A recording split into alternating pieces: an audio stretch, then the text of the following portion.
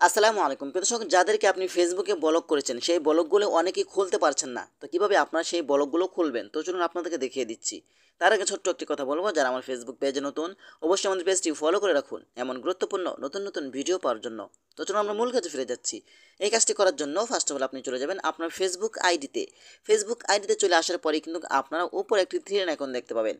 আপনারা সেই three line আইকনের উপরে ক্লিক করবেন। তারপর একটু নিচে আসবেন, আসার পরে কিন্তু এখানে সেটিংস নামে একটি অপশন পাবেন। আপনার সেটিংসে ক্লিক করে দিবেন।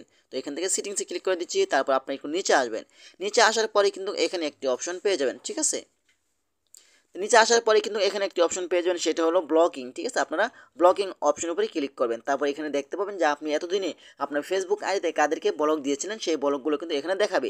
তারপর দেখেন এটার উপরে ক্লিক করলে কিন্তু এই ব্যক্তিটার ব্লকটা খুলে যাবে। তো আমি এখানে ক্লিক করছি। এখানে ক্লিক করলে কিন্তু এখান থেকে আনব্লক ক্লিক করলে কিন্তু আপনার সেই ব্যক্তিটার ব্লকটা খুলে যাবে। তো এভাবে চাইলে কিন্তু আপনারা এই কাজগুলো করতে পারেন। তো আশা করি আজকের ভিডিওটা এই পর্যন্তই। ধন্যবাদ সবাইকে। আসসালামু আলাইকুম।